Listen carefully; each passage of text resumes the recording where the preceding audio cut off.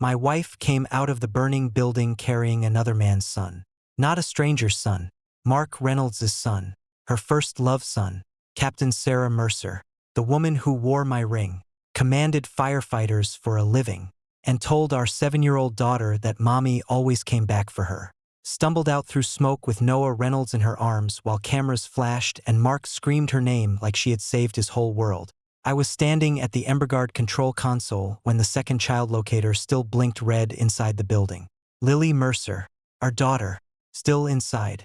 When I shouted it, Sarah looked at the tablet in her hand, then at Mark, then at the ambulance where Noah was being loaded for half a second.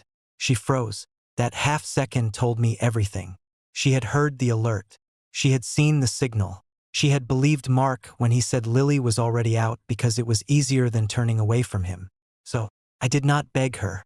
I did not ask why. I went to battalion chief. Elena Ward gave her the heat map, requested authorization, took a breathing mask, and walked into the fire with the rapid intervention team. I carried my daughter out alive. Then I filed for divorce before the smoke left my clothes. The child she carried out was not ours. The first time the alarm screamed through Harborview lofts, I thought the system was testing itself. That was what I wanted to believe for 3 seconds. 3 seconds is a long time in a fire. The charity event was supposed to prove the building was safe. That was the whole point of the evening, even if no one said it that plainly. Harborview Lofts was Mark Reynolds' newest luxury apartment project. 18 stories of glass, steel, imported stone, rooftop gardens, and investor language. It sat near the Seattle waterfront, angled perfectly for sunset photographs and insurance brochures. My company, EmberGuard Technologies, had installed a pilot safety package in the building. Thermal mapping, child locator, wristbands, smoke layer modeling, fire door status sensors, sprinkler integration, emergency route guidance for firefighters. A smart system built for the kind of high-rise fire where old alarms told you there was danger, but not where people were still breathing. I had built EmberGuard after leaving the army, not because I wanted to become rich, though it had done well. I built it because I had commanded urban disaster response teams overseas and watched people die in buildings where responders lost minutes trying to answer 3 questions. Where is the fire? Where are the people? Which path is still alive? After I retired as a lieutenant colonel, I used my savings, military contacts, and 3 years of brutal development work to turn that lesson into a company. Sarah was proud of me then. At least I thought she was. Captain Sarah Mercer, Seattle Fire Department, Station 21. Looked perfect at public events. Dark red hair tied back. Dress uniform. Sharp. Badge. Bright. Voice. Strong. She was the firefighter people wanted on posters. Courage, beauty, discipline, compassion. She was also my wife, and Lily's mother. Lily was 7, small for her age, with serious eyes, and a habit of drawing fire trucks with too many wheels. She wore a blue dress that night and an EmberGuard child locator wristband because I was the kind of father who trusted systems more when I could see them work. Mark's son, Noah Reynolds, were 1 to Noah was 8. He was not the problem. I need that understood from the beginning. He was a child. He was scared. He deserved to be saved. That was never the issue. The issue was what Sarah did after saving him. The event began at 6 p.m. By 6:35, investors were taking photos near the lobby art wall. By 6:42, Mark was guiding donors through the second-floor community lounge. By 6:50, Lily and Noah were in the supervised children's activity room near the north corridor with 6 other kids. By 7:03, my EmberGuard dashboard threw a yellow alert north service corridor. Temperature rise. I frowned. Marcus Doyle, my chief operating officer, leaned over my shoulder. Electrical maybe. Marcus was 38, former fire department systems technician and the only man I trusted to insult my software while protecting it with his life. He tapped the screen. That should not be hot. No. I opened the live building map. Sprinkler pressure normal. Smoke detector. North corridor unstable. Power fluctuation service wall. Then the yellow alert went red. Heat spike. Smoke spread. Fire. Door delay. I stood. Call it in.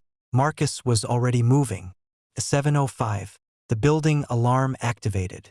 7:06. Seattle Dispatch confirmed fire response. 7:07. The children's activity room locator panel shifted from green to mixed yellow. Several wristbands moved toward the south stairwell. Lily's signal did not. Noah's signal did not. I grabbed the tablet and ran toward the lobby. People were already moving. Not yet panicked, but close. High-end events panicked quietly at first. Wine glasses left on tables. Women looking for purses. Men pretending to be calm while blocking exits. Sarah was near the lobby doors, already switching into command mode despite being off duty at the event. She had a radio from the on-site safety kit and was directing people toward the east exit. Keep moving. No elevators. South stairwell is clear. Go now. For 1 second, I was proud of her. Then Mark Reynolds burst through the crowd. His face was white. Sarah. Noah is still inside.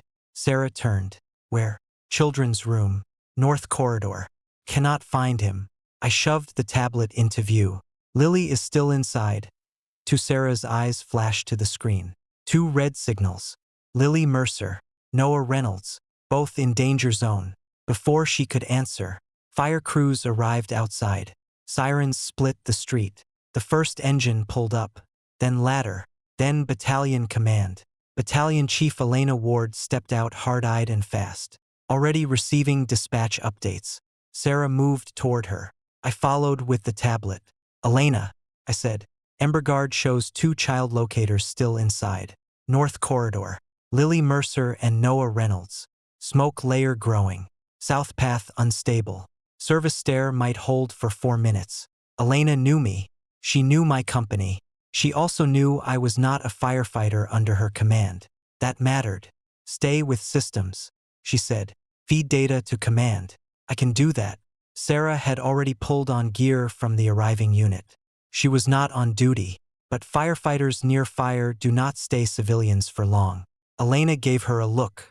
Mercer, you are inside team support only. Follow structure. No solo heroics. Yes, Chief.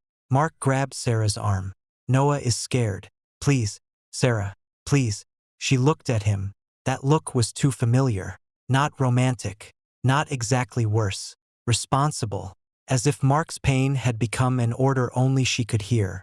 I said, Sarah, Lily. She nodded quickly. I know, but her eyes were still on Mark. 2 firefighters entered with Sarah. Smoke rolled down the north corridor behind the glass doors. The building's public alarm system was laid in sections. But Emberguard's map was clear. Too clear. The fire had started behind a temporary service wall where the electrical load should never have been increased. Heat was traveling through a concealed cavity. Bad design. Bad construction. Bad choices. Marcus arrived beside me at the command board. I am recording server state. Everything already on the tablet. Noah's signal moved first. Then stopped. Then moved again toward the north stairwell. Sarah's radio crackled. Child located. Male child conscious. Moving out. Mark sobbed. I kept staring at the screen. Lily's signal had not moved. Elena, I said. Lily still static. North storage zone. Heat increasing. Elena shouted into radio. Interior team confirmed second child locator. Lily Mercer still inside. North storage zone. Static. Then Sarah's voice exiting with child. I stared at the radio. Elena repeated. Mercer. Confirm Lily Mercer status. Sarah did not answer. Through smoke at the entrance. She emerged carrying Noah. Mark screamed his son's name and ran forward. Cameras from local media, already present for the charity event, swung toward them. Sarah staggered out, covered in soot. Noah wrapped in her arms. Mark fell to his knees beside them. The crowd cried, applauded, shouted. I did not move. The red dot still blinked. Lily Mercer inside. I looked at Sarah. She looked at me over Noah's head for half a second. I saw confusion, then realization, then fear. I shouted, Where is Lily? Mark looked up first. She is out. Tom had her. I saw him near the lobby. No, I said. She is still inside. Sarah's face drained. She looked down at her tablet, clipped to her gear. The alert was there. It had been there. Lily Mercer. No movement. North Storage Zone. Elena's voice cut through the noise. Interior. Prepare rapid intervention. We have confirmed child still inside. I moved toward the gear station. Sarah stepped in front of me. Tom, you cannot go in. I looked at her. You came out without her. Her face broke. I thought you had her. The system told you I did not. I heard Mark say. She stopped because there was no way to finish that sentence without confessing the whole thing. She had heard Mark. She had believed him. She had not confirmed our daughter. Elena grabbed my shoulder. Tom, look at me. You are not active fire. I know the system. I know the building map. I know the storage zone. I can guide the team in and out. You are retired Army, not my firefighter. Urban Rescue Command. Confined smoke. Extraction. Thermal route assessment. I do not need to be lead. Put me behind your rapid intervention pair. Give me mask. Tether and 2 minutes on route confirmation. Elena's eyes locked on mine.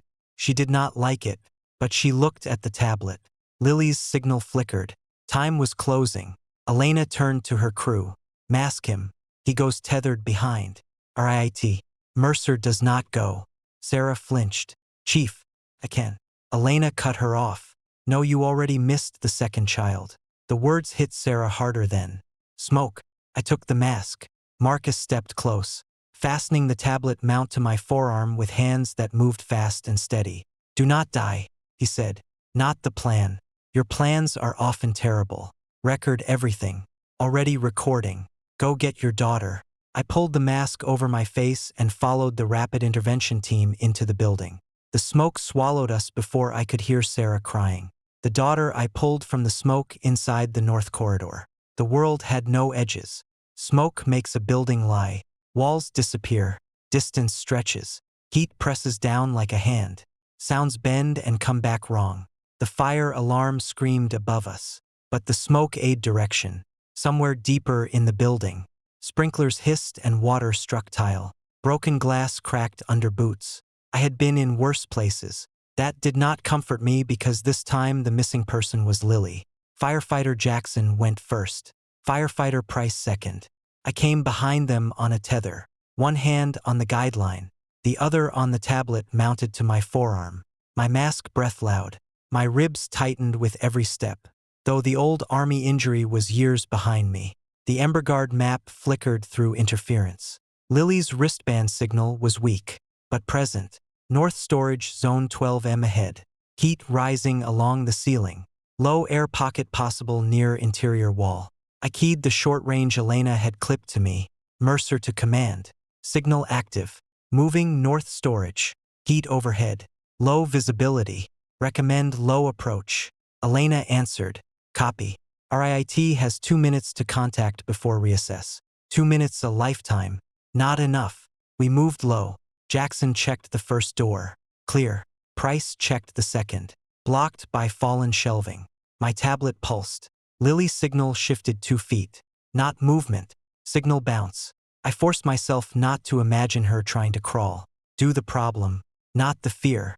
That was what I used to tell young officers in disaster zones. Panic is information. With fire attached. Strip the flame away. Use the information. The storage room door was half jammed. Jackson hit it once. Nothing. Price hit it with the tool. Cracked. Smoke breathed out. The thermal camera showed heat everywhere. Confusing shapes. Collapsing outline of metal racks. Then one small cooler shape low behind a storage bin. I dropped to one knee there. Left corner low. Jackson pushed in first. Price followed. I moved to the left. Staying behind them. Scanning. The ceiling popped. A piece of burning panel fell behind us. Elena's voice snapped. Status contact likely. Storage left corner. I heard a sound. Not a cry. A tiny cough. My body moved before fear could. Jackson pulled a fallen folding table aside. Price lifted storage bins. I got low enough that my shoulders scraped the floor. Lily was curled behind a plastic supply cabinet. One arm over her face. Her blue dress gray with soot. For 1 second, she looked too still. Then her fingers moved. I reached her. Lily, baby, eyes open. Her eyelids fluttered. Daddy. That word did more damage than the fire. I am here. I have you. She coughed. Mommy. The world stopped for half a second. Not because I did not know the answer, because I did. I wrapped her in the rescue blanket Price shoved toward me. Jackson checked the route. Price signaled oxygen. I lifted Lily carefully, keeping her face near my mask exhaust for the small clean airflow until Price fitted the child mask. She was too light. Children feel lighter when fear holds them. Victim located, I said into the mic. My voice sounded like someone else's. Female child. Conscious. Smoke exposure. Exiting now. Elena's response came sharp with relief. Copy. Exit south service route.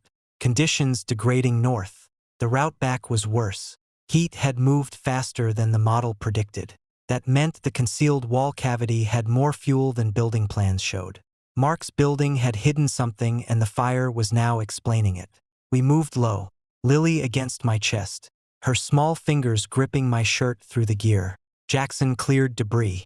Price stayed behind us. The tether pulled once against broken metal. I nearly fell. Pain shot through my knee. Keep moving, Jackson said. I almost laughed. Good advice. We reached the service corridor as smoke thickened. My tablet flashed. Warning. Door temperature rising. Left door unsafe. I said. Right stair. Jackson changed route without arguing. That is what professionals do when data is good. At the stairwell, air improved by a fraction. Lily coughed into the mask. I am scared. She whispered. I know. Did Mommy come? My grip tightened. Daddy came. It was not the answer she deserved. It was the only one I had. We came out through the service exit near the loading dock. Cold night air hit my mask. Someone shouted. Hands reached. EMS took Lily from my arms. And that was the hardest thing I did all night. I wanted to hold on. I wanted to run with her. I wanted to never let any system, any person, any promise stand between me and my daughter again. But she needed doctors. So I let go. Sarah was there. She tried to rush toward Lily. An EMT blocked her. Ma'am, give us room. I am her mother. The words hung there. I looked at Sarah. She looked at the sod on Lily's face. Then at me. Her mouth opened. Nothing came out. Mark stood behind her, holding Noah under a blanket. Noah was crying again. None of this was Noah's fault. He looked terrified and small. And part of me was glad Sarah had carried him out. That was what made the betrayal sharper. Saving Noah was right. Forgetting Lily was not. At Seattle Children's Hospital, time split into machines and waiting. Lily had smoke inhalation, mild burns on one arm, and bruising from being trapped behind the cabinet. No severe airway burn. No neurological signs of oxygen deprivation. Doctors used phrases like good prognosis and observation overnight. Good prognosis. A phrase that sounds small until it is your child. Sarah arrived at the hospital with soot still in her hair. I stood outside Lily's room. She stopped several feet away. Tom. I did not answer. I need to see her. She is sleeping. I am her mother. I looked at her. When did you stop looking for our daughter? She flinched like I had thrown something. I never stopped. The system alerted. I thought, no, use real words. Her eyes filled. I thought you had her because Mark said so. I was carrying Noah. I had smoke in my face. Mark was screaming. I saw Noah and I thought Lily was already out. You had a tablet. I know. Elena asked you to confirm Lily. I know. You did not answer. Tears spilled down her face. I made a mistake. I stepped closer. No, a mistake is grabbing the wrong coat. You walked out carrying his son while our daughter's name was still blinking red on your screen. She covered her mouth down the hall. Mark appeared. That was bold or stupid. Tom, he said quietly, this is not the time. I turned toward him. You should leave. He held up both hands. I am grateful you saved Lily. I am, but Sarah saved Noah. We were all scared. No one was thinking clearly. I looked at Sarah. She did not tell him to leave. That told me enough. I said to Mark, you told Sarah Lily was already out. His face shifted. I thought she was. You said Noah was the only child inside. I was panicking. Convenient. Sarah whispered. Tom, please. There it was again. Please do not make this ugly. Please do not make him uncomfortable. Please do not make me face what I chose. I pulled out my phone and called Rebecca Lawson. She answered on the second ring. Tom, I need emergency custody documents, divorce filing preparation, and asset access review tonight. Sarah stared at me. Rebecca's voice sharpened. Is Lily alive? Yes. Hospital observation. Smoke inhalation stable. Good. Are you safe? Yes. Is Sarah present? Yes. Do not discuss terms with her. Send me hospital name, incident number, and any system logs. I will. Sarah stepped toward me. Divorce. I ended the call. Yes. Her tears stopped for half a second. You cannot mean that. I looked through the glass at Lily's small sleeping body. I carried our daughter out of the smoke because you carried Mark's son out and stopped looking. Her face collapsed. I walked away before pity could become weakness. In the hallway, Marcus called. His voice was tight. Tom, you need to hear this. What? I pulled preliminary logs. Sarah's command tablet received Lily still inside alerts 3 times before you entered. I closed my eyes 3 times. Save everything. Already done. Server copies. Yes. External secure. Yes. Good. Marcus went quiet. Then he said, I am sorry. I looked back at Sarah outside Lily's room, crying with Mark still standing too close behind her. Do not be, I said. Just keep the records clean. The alert she ignored. By morning, I had 4 files that mattered more than any apology Sarah could give. EmberGuard server log, child locator timeline, thermal overlay, command tablet alert history. Marcus brought them to the hospital himself. He had not slept. His shirt was wrinkled, his eyes red, and his anger quiet enough to be useful. We sat in the hospital cafeteria while Lily slept upstairs. He opened his laptop. I cleaned the timeline for Rebecca. Originals are preserved. No edits. Only export copies. Show me. He hesitated. That was unlike him. Tom, show me. He turned the screen. 7:04 and 58 seconds p.m. General building alarm.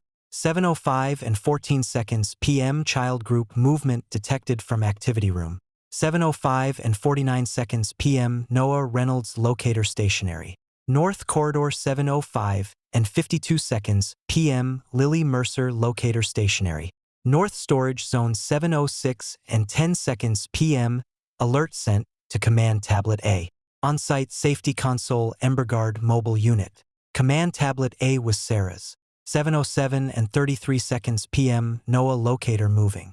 7:40 p.m. Lily locator stationary. 7:07 and 42 seconds p.m. alert repeated to command tablet A. 7:08 and 11 seconds p.m. Firefighter Sarah Mercer exits with Noah Reynolds. 7:08 and 19 seconds p.m. Battalion Chief Ward radio query, confirm Lily Mercer status. No response logged from Sarah. 7:08 and 29 seconds p.m. Lily locator still active. Hazard level red. 7:08 and 31 seconds p.m. Alert repeated to command tablet A. 3 alerts. Marcus clicked another file. Audio from exterior command. Mark's voice ragged and loud. Noah is the only kid still inside. Lily is with Tom. Please get Noah. Sarah's voice. I am going in. My voice. Sarah. Both locators are red. Then noise. Then Mark again. Noah. Sarah. Please. He is alone. Marcus stopped the recording. I stared at the table. Noah is the only kid still inside. That sentence nearly killed my daughter. Marcus said. Maybe he thought it was true. Maybe. You do not believe that. No. Good. Me neither.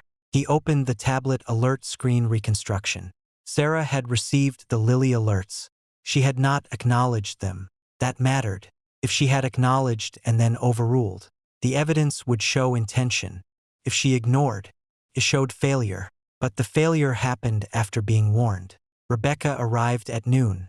She looked at the files, then at me. We file emergency custody petition today. Yes. We file divorce after stabilizing custody today.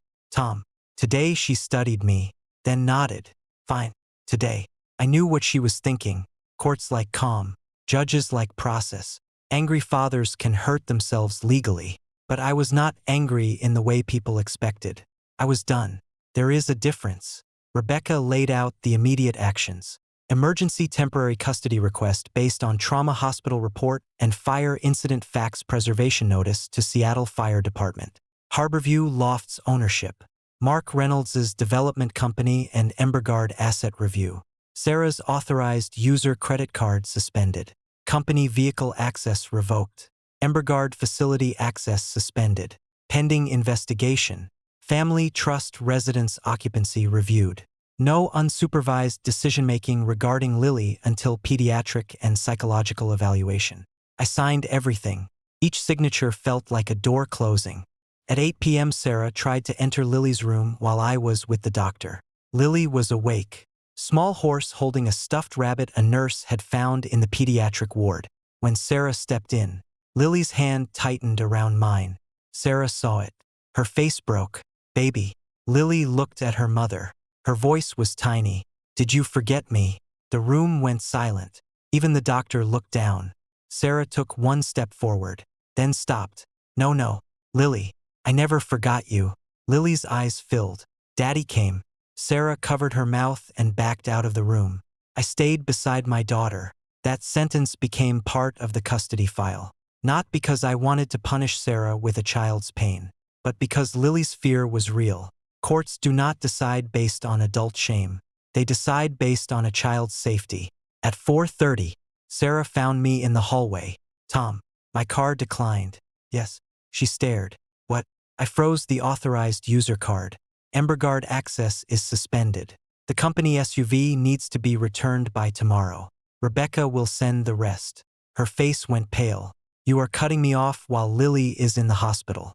No, I am cutting off your access to my company and accounts while Lily is in the hospital because your judgment is under investigation. You cannot do that. I can. They are not marital accounts. Her eyes flashed. So now you are punishing me financially. No, I am stopping privileges. I am your wife. You were Lily's mother last night. She recoiled for a moment. I hated myself for saying it. Then I remembered Lily's hand tightening around mine. No, some sentences are cruel because they are false. Some are cruel because they are finally true. Mark appeared again in the hall, this time with coffee. He offered one to Sarah. I looked at her. She did not take it. Progress. Maybe too late. Definitely. Mark tried to speak. Tom, I know you are angry, but freezing Sarah out during a crisis is not going to help Lily. I turned to him. You are named in the preservation notice. He blinked. What? Harborview Lofts, Reynolds Development, your contractors, your event staff, your communications with Sarah, your building safety records, and your statements at the fire scene. Preserve everything. His face changed. You think this is my fault? I think the records will tell us. He forced a laugh. I was a father trying to save my son. And I was a father who had to save my daughter after you said she was out. I thought she was. Then your certainty was expensive. Sarah whispered. Tom, stop. I looked at her. No, that one word surprised both of them. No. I will not soften evidence to protect Mark. I will not keep you comfortable. I will not let anyone turn lily smoke inhalation into fireground confusion and parental emotions. Mark's mouth tightened. You are making enemies fast. I almost smiled. No, I am identifying them. The ex who needed a hero story. Mark Reynolds' company issued a public statement before the fire was fully out that told me everything at 8 a.m. the next morning. Reynolds Development posted, "We are devastated by the accidental fire at Harborview Lofts during last night's charity event. We are deeply grateful to Captain Sarah Mercer, whose heroic action saved a child's life, and to all responders who protected our community. A child, not children. Sarah's name, not Lily's. No mention of Emberguard. No mention of the system that found my daughter. No mention of unsafe electrical work." Marcus sent me the statement with one message. Marcus, he is building his hero story. Rebecca saw it, too. Rebecca, do not respond publicly. We respond with notices. By noon, Reynolds Development's legal department had received our preservation letter. So had the general contractor. So had the electrical subcontractor. So had Harborview Lofts Property Management. So had Mark personally. By 8 p.m. Mark's tone changed. He called me. I did not answer. He texted Tom. I understand emotions are high. Please do not turn a tragedy into a business attack. Emberguard system was part of the building too. We should be aligned before investigators misunderstand things. I forwarded it to Rebecca and Marcus. Marcus replied first. Marcus, translation, please help me hide the wires. Rebecca replied after Rebecca. Excellent. He is aware of potential fault. I asked Marcus to pull the installation history. Harborview Lofts had been a difficult project from the beginning. Luxury developers love safety features in brochures and hate them in budgets. Mark wanted every investor to see smart evacuation maps and child locator readiness. But he complained about integration costs, fire door sensors, and full sprinkler interface testing. We had documented every pushback, every delay, every warning. Most important, 3 weeks before the event, EmberGuard had flagged an unsupported change in the North Service Corridor electrical load. Our system saw unusual power patterns after construction teams added temporary lighting and display equipment for the community lounge. We sent a notice. Reynolds Development acknowledged. No final clearance was issued by us for event load expansion. Mark held the event anyway. 3:15. Marcus entered my temporary hospital workroom with a folder. You will hate this. I already hate everything. Then you will hate this efficiently. He placed photos on the table. North Service Corridor, temporary wiring, improper load split, a concealed wall section where a contractor appeared to have bypassed part of the fire stopping to run display power faster. Could that start the fire? Rachel will determine official cause, but it could help it spread, was Mark told. Marcus showed me an email chain. EmberGuard Field Notice North Corridor Load Risk Event Use Not Recommended Pending Inspection sent to Reynolds Development.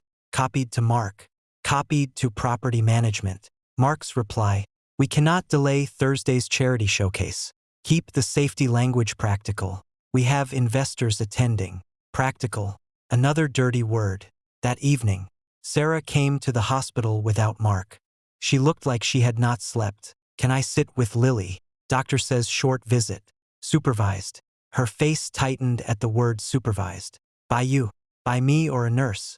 I am her mother. Yes. She looked down. Mark said you sent legal notices. I did. He is scared. Good. Tom. I looked at her. Do not ask me to care about Mark's fear before Lily's lungs. She closed her mouth for once after visiting Lily for 10 minutes. Sarah came back into the hallway crying. She barely looked at me. She asked if you forgot her. I did not forget her. I said nothing. She wiped her face. Mark told me Lily was already out and the system told you she was not. I know. Which did you believe? Her eyes filled again. That is not fair. It is the only question.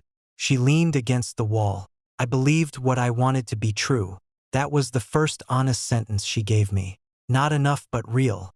At 6:40 p.m. Eleanor Brooks called Rebecca. Eleanor represented a major insurance group tied to Harborview Lofts financing and an urban safety investment board reviewing EmberGuard expansion. She did not enjoy uncertain liability. Rebecca put the call on speaker. Eleanor said, we are suspending Harborview Lofts insurance rating review and investor safety certification pending cause investigation. Reynolds Development attempted to frame the incident as an EmberGuard system failure. Marcus swore. Rebecca smiled. Did they? Yes. Their counsel suggested the system failed to provide clear evacuation priority. I said, we have logs showing accurate alerts. I assumed you would. Eleanor said, send through counsel. Rebecca said, you will have them. Eleanor paused. Mr. Mercer, your company may become central to this investigation. I know. Are you prepared for that? I looked through the hospital room glass at Lily sleeping. Yes. Mark wanted a hero story. Sarah wanted a tragic misunderstanding. The building wanted insurance. The investors wanted distance. I wanted the truth. The truth had logs. The wife who said I was better in emergencies. Sarah said the worst sentence 3 days after the fire. Lily had been discharged from the hospital that morning with medication, follow-up appointments, and instructions to watch for breathing issues, nightmares, and anxiety. She held my hand all the way to the car.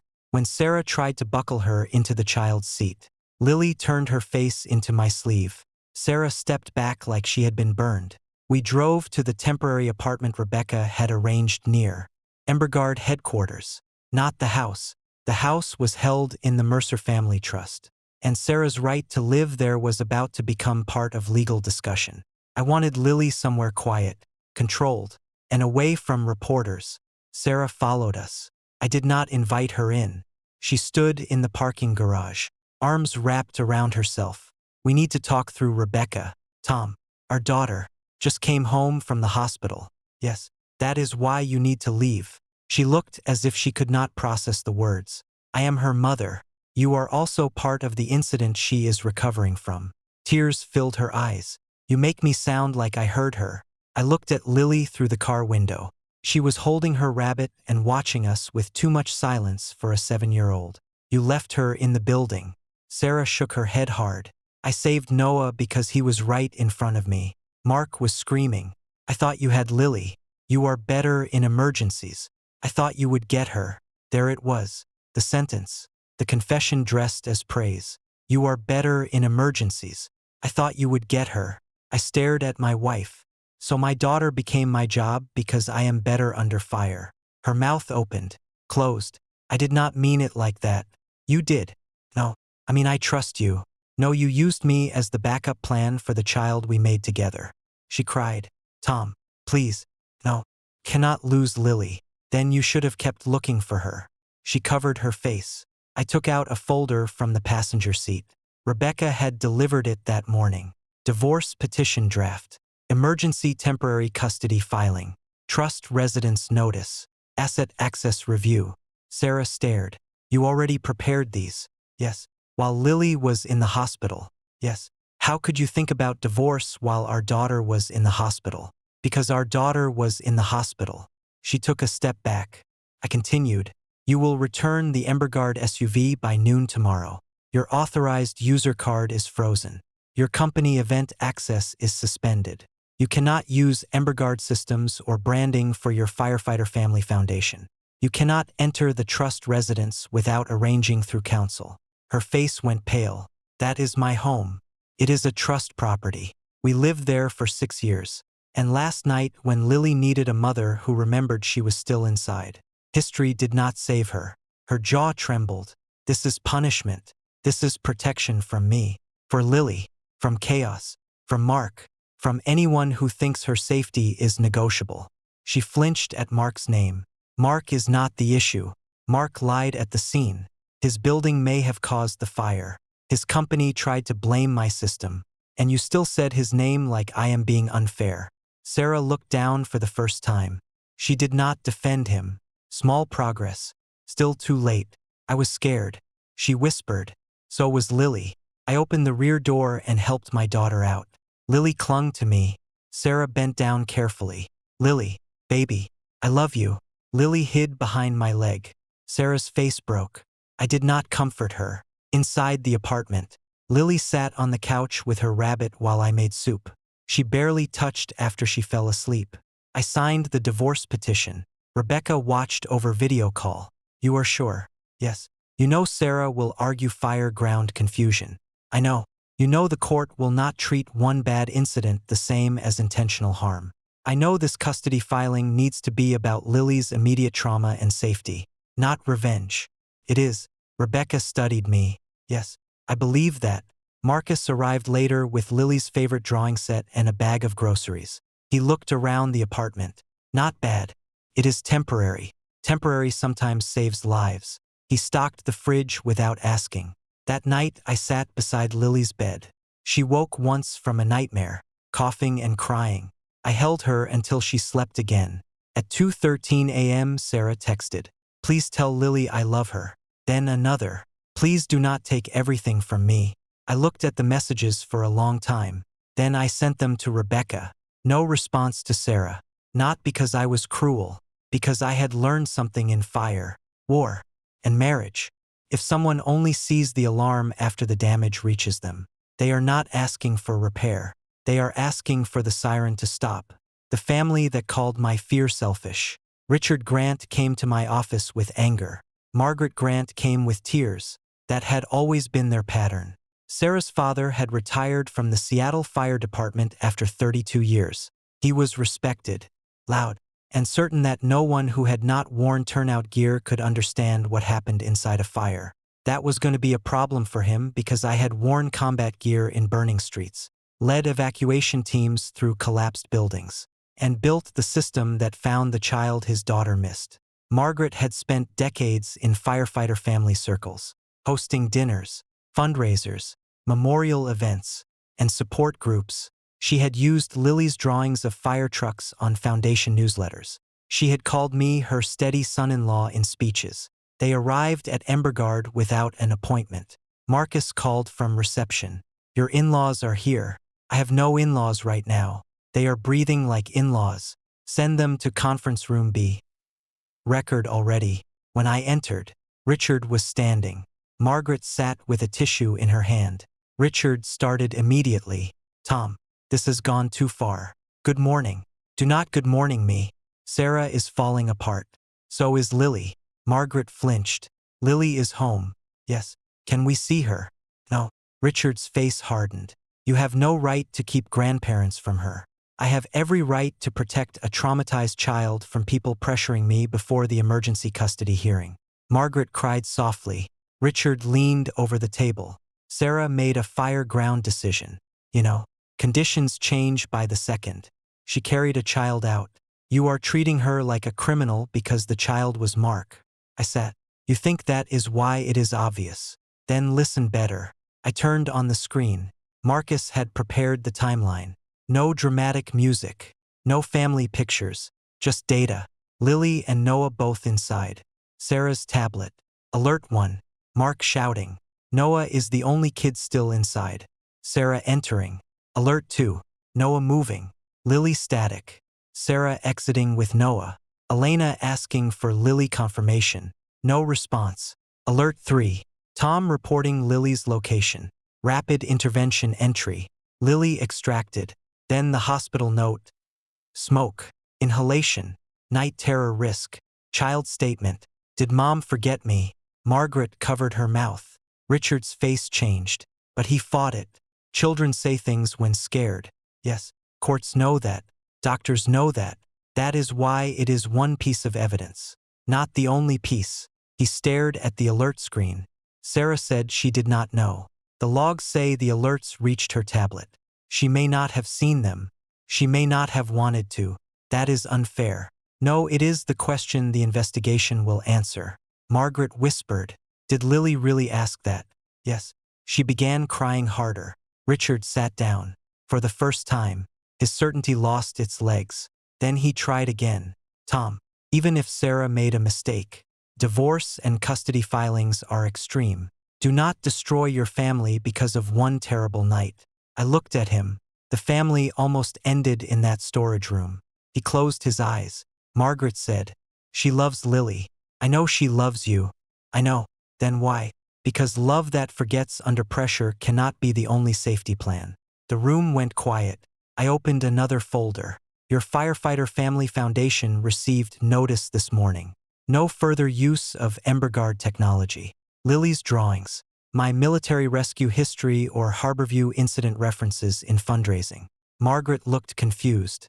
But the gala is next month. Not with my company or daughter story. Richard stood again. That foundation supports firefighter families, then support them without using mine while telling me to be quiet. He flushed. We never told you to be quiet. You came here to tell me Sarah made a fire-ground decision and I should not destroy the family. Margaret whispered. We wanted peace. No, you wanted the appearance of peace before the facts came out. Richard looked toward the screen. What do you want from us? Nothing. That seemed to shock him more than anger would have. I continued. I do not want apologies today. I do not want pressure. I do not want family statements. If you care about Lily, let the doctors and court set boundaries. If you care about Sarah, tell her to tell the truth. If you care about Mark, reconsider. Richard's mouth tightened. Mark is not family. Sarah seems to forget that he had no answer. After they left, Marcus entered. You okay? No. Good human. I looked at him. You and Rebecca have ruined that word. Efficiently. He sat across from me. Rachel Hayes from Fire Investigation called. She wants full Embergard access under preservation order. Give it all of it. All relevant logs. Chain of custody. No editorial comments. He grinned. Look at you being disciplined. I was an officer. You were annoying then, too probably. Yes. Rachel Hayes arrived that afternoon. She was 39, fire investigation captain, sharp, unsentimental, and known for making developers sweat through custom suits. She reviewed the logs in our secure room. After 20 minutes, she looked up. Your system worked. Yes. Then the question is, who ignored it and who tried to blame it? Yes. She closed the file. Good. I like simple questions with ugly answers. I liked her immediately. The fire report. They tried to rewrite the first draft of the internal incident summary used the phrase limited visibility decision. Rachel Hayes hated it. She said so in the conference room with Sarah, 2 union representatives, Battalion Chief Elena Ward, a city attorney, Rebecca Marcus, and me present. Limited visibility decision is not a finding. Rachel said. It is fog with punctuation. Elena nearly smiled. Sarah did not. The draft came from a deputy chief who wanted the problem to become fireground chaos instead of human failure. It described multiple miners located during rapid fire spread. Captain Mercer extracting the nearest visible child. Civilian consultant Thomas Mercer later assisting with locating a second child. Second child. I put one finger on the phrase. Her name is Lily. The deputy chief shifted. Mr. Mercer. The language is procedural. Rebecca said. Use the child's name where other names are used. Noah Reynolds appears 3 times. The city attorney made a note. Rachel continued. The draft omits 3 child locator alerts to Captain Mercer's tablet. Sarah looked down. It omits Battalion Chief Ward's radio query asking for Lily confirmation. Rachel said it omits Mark Reynolds' statement claiming Noah was the only child still inside. It also describes Mr. Mercer as a civilian entrant without noting Chief Ward's authorization and rapid intervention escort. The deputy chief said, we were trying to avoid overcomplicating an active investigation. Rachel looked at him. You overcomplicated it by removing facts. Silence. I did not need to speak. That was refreshing. Then Rachel played the radio. Elena Interior Team confirms second child locator. Lily Mercer still inside North Storage Zone. Static. Sarah breathing. No response. Elena again. Mercer. Confirm Lily Mercer status. Sarah exiting with child. Elena. Which child? Sarah. Noah Reynolds. I have Noah. Elena. Lily. Mercer still shows inside. Confirm visual. Long pause.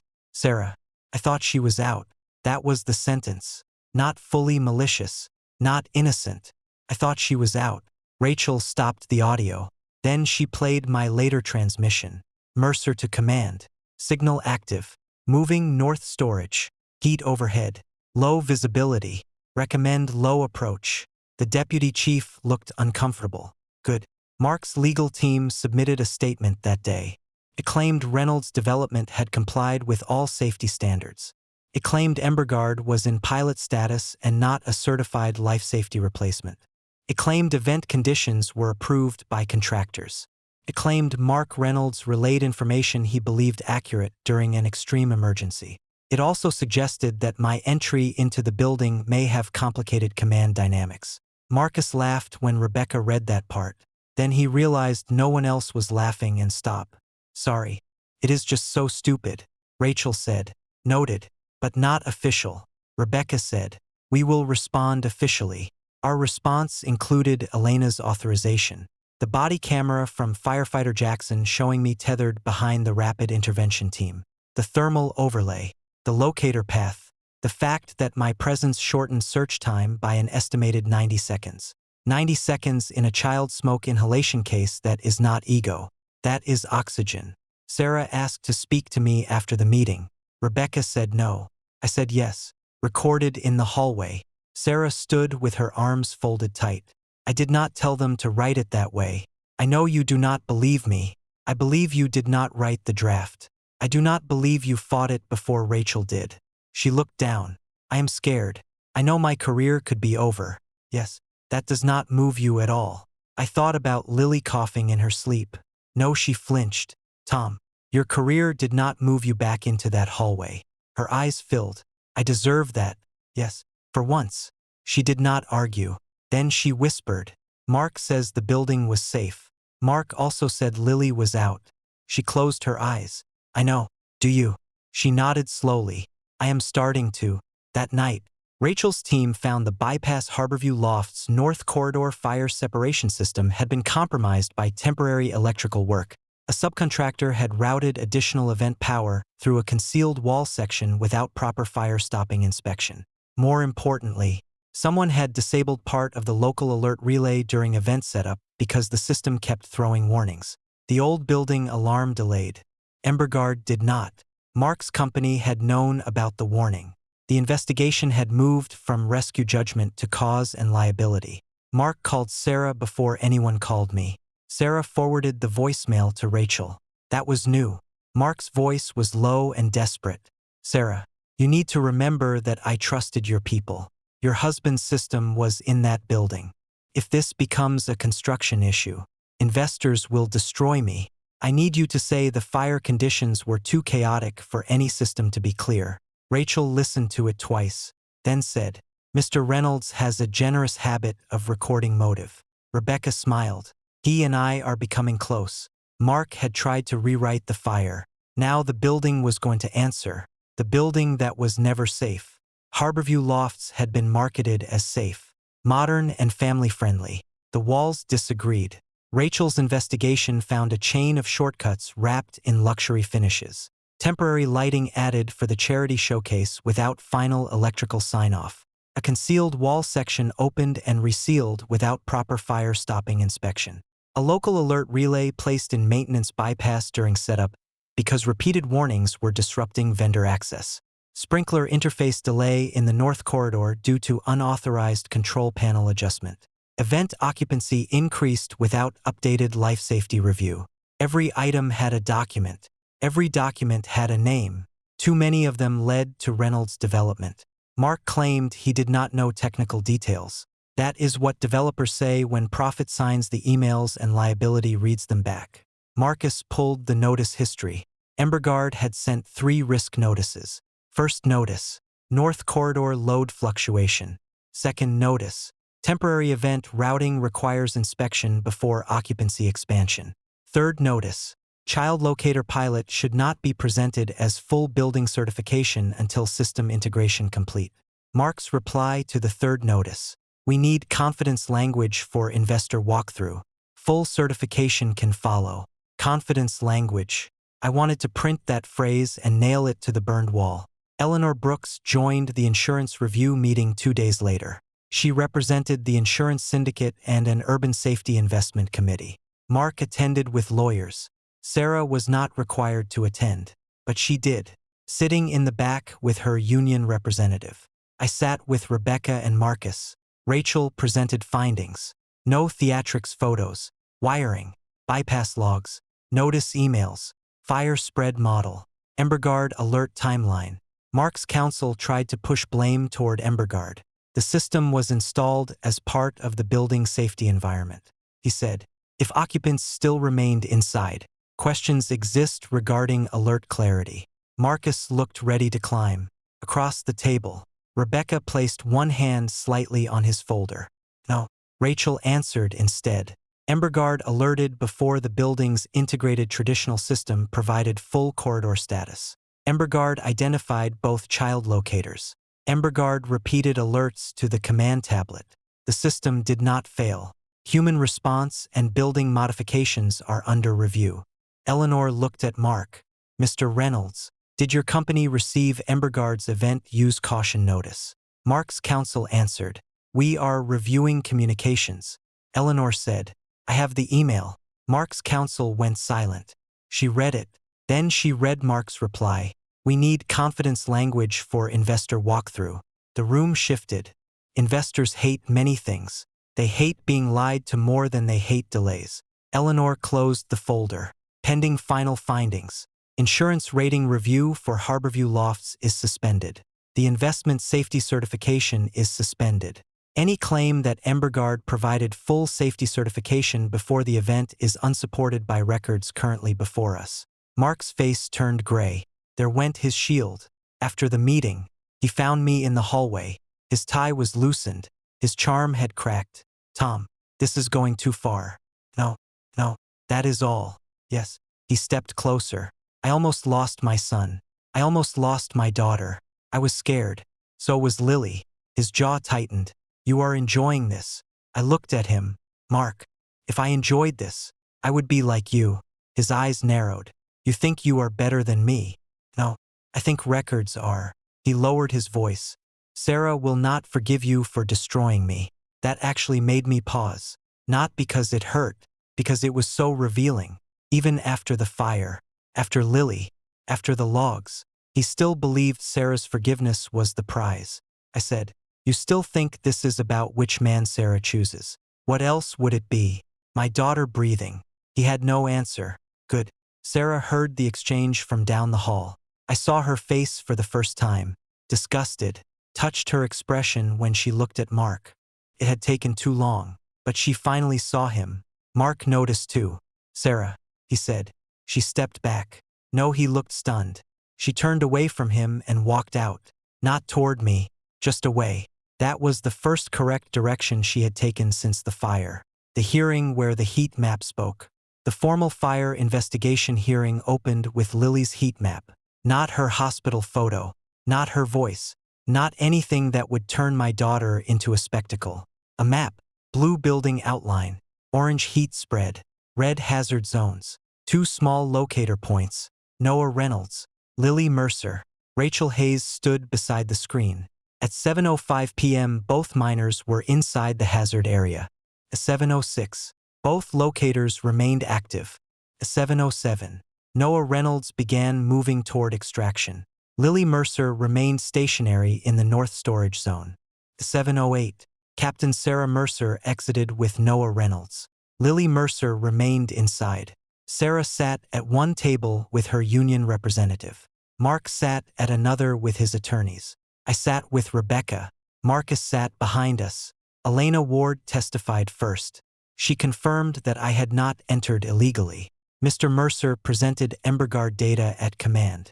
He requested authorization.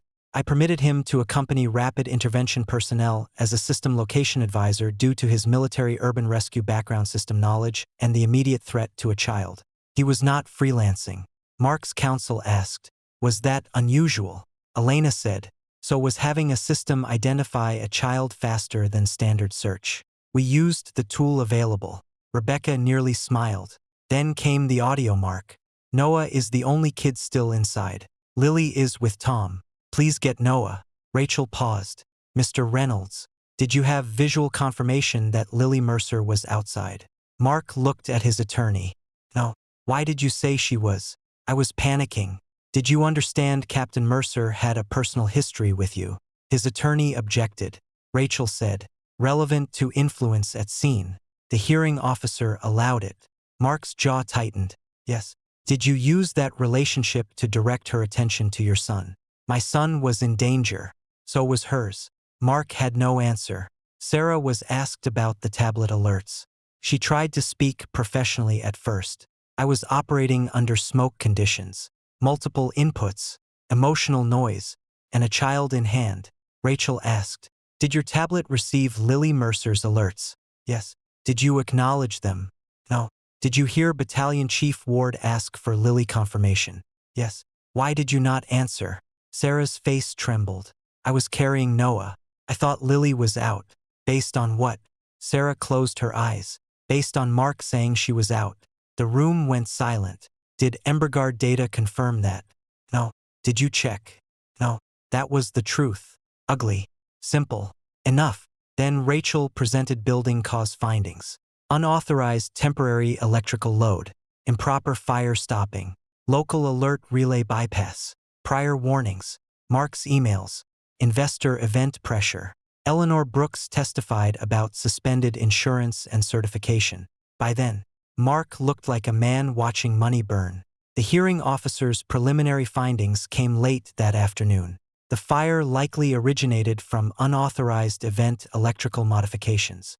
Reynolds' development failed to address documented warnings. EmberGuard alerting functioned properly. Sarah Mercer's rescue of Noah Reynolds was valid and life-saving. But her failure to confirm Lily Mercer's location after receiving system alerts and command query represented a serious lapse in situational accountability. Thomas Mercer's entry was authorized by Incident Command and materially assisted in locating Lily Mercer. Mark Reynolds provided inaccurate information at the scene that influenced firefighter attention and later attempted to shift responsibility toward Embergard. Sarah cried quietly. Mark stared at the table. I felt no victory, only the cold relief of a truth that had finally entered the record. Outside, Sarah approached me. Tom. I stopped. I said it on record. Yes. I should have said it sooner. Yes. She wiped her face. Does it matter at all? I thought about lying. I did not. It matters for Lily. It does not change us. She nodded like she had expected the answer and still hoped for another one. Then Mark's attorney rushed past us, phone in hand. The reason became clear 5 minutes later. Mark had submitted a supplemental statement to protect himself. In it, he claimed Sarah knew Harborview Lofts had unresolved fire safety issues because he had discussed them with her privately before the event. Sarah read the statement in the hallway. Her face went white. Mark had thrown her into the fire. He started again. The wife who finally heard our daughter. Sarah came to my apartment after Mark's statement. She did not come alone. Her attorney contacted Rebecca first. That was progress. We met in Rebecca's office. Recorded with counsel present. No hallway crying. No late-night emotional ambush. No Mark outside with coffee. Sarah looked like the last week had aged her a year. I did not know the full extent of the building issues. She said. Rebecca said. This meeting is not about defending you from Mark. Sarah nodded. I know. She looked at me. I came because I need to say it without a hearing officer asking. I waited. She clasped her hands. I did not forget Lily in the way people say forget. I did not stop loving her, but I stopped checking. I let Mark's panic become louder than the system, louder than Elena, louder than you. Her voice broke, and I think some part of me believed what I said to you, that you would get her, that you always handle emergencies. I made your strength into my excuse. The words were almost exactly what I had known. Hearing her say them still hurt. She continued, when I came out with Noah and you said Lily was still inside. I knew not everything, not clearly, but I knew I had failed her. I said, you still let Mark stand behind you at the hospital. She closed her eyes. Yes, because admitting he had misled meant admitting I had listened to him over my own daughter's locator. Silence. That was the clearest truth she had spoken. I opened a folder and slid a report across the table. What is this? She asked. Lily's first psychological evaluation. Her hand shook before she touched it. She has nightmares, I said. She asks if alarms mean mommy will come for other children first. She avoids your uniform in photos. She is not refusing you because I told her to. She is afraid because her body remembers smoke. Sarah covered her mouth. Tears fell onto the paper. I did not comfort her. This pain belonged to her. She whispered. Did she really say that? Yes. Alarms mean mommy will come for other children first.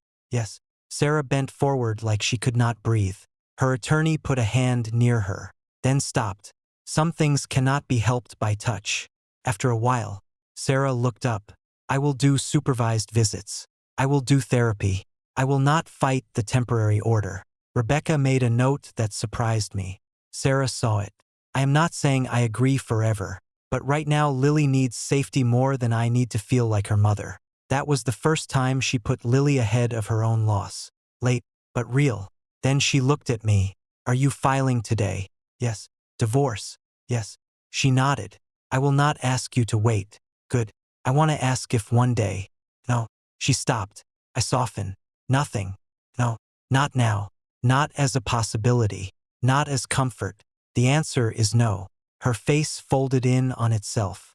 I understand. I did not think she did fully, but she was beginning. After the meeting, Rebecca submitted the emergency custody packet, hospital records, therapy recommendation, fire timeline, Sarah's acknowledgement, Embergard logs, Elena's authorization, Mark's false statement. The court hearing was scheduled fast. Mark's legal problems multiplied faster. Insurance suspension triggered lender review. Lender review triggered investor concern. Investor concern triggered internal emails. Internal emails triggered a board call. By the end of the week, Reynolds Development had lost 2 major investors and 1 pending buyer for Harborview units. Mark called Sarah again. She did not answer. He texted her. "You owe me. I protected Noah. You protected Tom. Now he is destroying me." Sarah forwarded it to Rachel and Rebecca. Then she sent one message back with council approval. "Do not contact me outside legal channels." It was the message she should have sent years earlier. It did not repair my marriage, but it made the investigation cleaner. That night, Lily asked if Sarah would come tomorrow. I said, "Not tomorrow. Soon with Dr. Pierce." She nodded. "Will she remember me?" I sat beside her bed. "Yes," I said. "She will remember." Lily looked at her rabbit. "You remembered." I swallowed. "Yes." She put her hand in mine. That was all the court needed to know. That was all I needed to know. The custody she lost before the court. The family court hearing was quieter than the fire hearing. No developers, no insurance representatives, no firefighters in rows, just a judge, lawyers, reports, and 2 parents who loved the same child, but had not protected her the same way. Sarah sat across the aisle. She wore a plain dark suit, not her uniform. I was grateful. So was Lily's therapist. According to the report, Rebecca presented first. She did not call Sarah a monster. She did not need to. She framed the issue carefully. This petition does not claim Captain Mercer intended harm. It states that Lily Mercer experienced a life-threatening fire event, that her mother's documented fire ground lapse is directly connected to Lily's trauma, and that temporary primary custody with her father, structured supervised visitation, and therapeutic support are necessary for immediate stability. Sarah's attorney argued that Sarah was a decorated firefighter, that fire conditions are chaotic, that one incident should not erase years of motherhood, and that supervised visitation felt punitive. The judge listened. Then the therapist's report was discussed. Lily's fear response. Nightmares. Avoidance of Sarah's uniform. Question. Did mom forget me? Question. Will alarms make mommy leave? Question. Did daddy have to come because mommy chose Noah? Sarah cried silently. The judge asked Sarah one question directly. Captain Mercer, do you agree to temporary therapeutic supervision for visits? Sarah looked at her attorney, then at me, then down at her hands. Yes, Your Honor. Her attorney looked surprised. The judge nodded. That is appropriate. Temporary order. Primary physical custody to Thomas Mercer pending further review. Sarah Mercer granted therapeutic supervised visitation with expansion subject to child therapist recommendation. No discussion of fire incident with Lily outside therapeutic setting. Both parents to follow pediatric and psychological care plan. Trust residence occupancy to remain with Thomas Mercer and child pending property review. Sarah could retrieve personal belongings by arrangement. No contact between Mark Reynolds and Lily Mercer. That last line mattered. Sarah did not object. Good. After court, Richard and Margaret Grant approached me. Richard looked smaller than before. Tom, he said, thank you for not trying to terminate Sarah's place in Lily's life. I looked at him. That would hurt Lily. He nodded. I know. Margaret cried. She asks about us sometimes. Can we see her? When her therapist approves. Richard accepted it. No lecture, no rank, no pressure. Progress can look like silence. Sarah approached last. Her attorney stayed back. Thank you, she said. For what? For keeping the petition about Lily. Not revenge. I told you this was protection. I know that now. No, she did not know it fully, but she knew more than before. That same week, Sarah's department placed her on administrative restriction from field command pending discipline. She could work training and administrative duty, not live incident command. The decision hurt her. It should have. At the same time, Mark's commercial collapse became public. Harborview Loft's insurance rating suspended. Occupancy permits under review. Investor group withdrew. Lender requested safety audit. Civil claims expected from event attendees. Reynolds Development stock and affiliated holdings dropped. Mark tried to blame Embergard again in an interview. Bad choice. Eleanor Brooks gave one official statement. Available records show EmberGuard warnings were issued before the event and its alerting function operated as designed during the incident. The investigation concerns building modifications, event decisions, and response accountability. That statement did more damage than any insult. By the end of the month, Mark resigned as managing director of the Harborview project under pressure from investors. His son Noah remained safe with relatives while Mark dealt with the fallout. I was glad Noah was safe. Again, children are not debts. They are not trophies. They are not weapons. Adults make them that way. On the business side, EmberGuard grew, not because I exploited the fire, because the fire proved why the system mattered. Seattle's high-rise safety committee requested a citywide pilot expansion. Eleanor's insurance group opened discussions about premium reductions for verified EmberGuard integration. Marcus walked into my office with the proposal and said, "Congratulations. Your worst night is now a market validation document." I looked at him. He winced. "That sounded bad." "Yes, I meant the system worked." "I know. And Lily lived." I looked at the framed drawing on my desk. Lily had drawn the new apartment with 3 windows, 1 tree, and a giant smoke alarm smiling on the ceiling. "Yes," I said. "That is the only validation I need." Marcus put the proposal down. "Still take the contract. She gets college." I did. Not for revenge. For the future. The daughter I chose first. 3 months after the fire, Lily laughed at a smoke alarm. It was during a safety demonstration in our new house, not the trust house on the hill. I sold that one after the property review began. Too many rooms remembered Sarah. Too many windows faced the part of the city where Harborview Loft still stood like a glass apology. The new house was smaller, closer to Lily's school with a fenced yard and a kitchen where morning light came in soft. Marcus installed the smoke detectors himself because he said no niece of his honorary status would trust contractors. The alarm chirped during testing. Lily jumped at first. Then Marcus made such a dramatic face of betrayal at the ceiling that she laughed. A real laugh. Small, brief, but real. I held on to that sound for the rest of the day. Sarah's visits improved slowly. Therapeutic supervision became less tense. Lily began drawing pictures with her again. Not fire trucks yet. Houses, rabbits, trees. Once a red helmet left on the ground. Sarah accepted every boundary.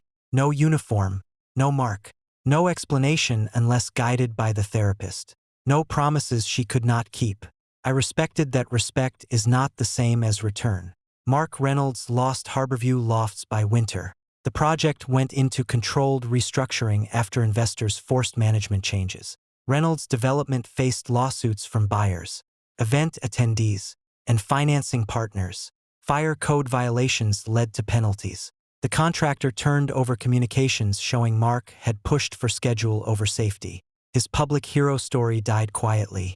No cameras, no triumphant villain speech, just email threads, insurance clauses, and men in suits removing him from conference calls. Sarah's career changed to she was not fired. That would have been too simple and perhaps not correct. She had saved Noah. She had also failed Lily. Institutions like to punish and preserve at the same time when someone is both brave and wrong. She lost field command. She was reassigned to training and accountability programs, specifically incident data confirmation and family conflict awareness in emergency scenes. The irony was sharp. I hoped she did the work well. I did not ask. Our divorce finalized 9 months after the fire.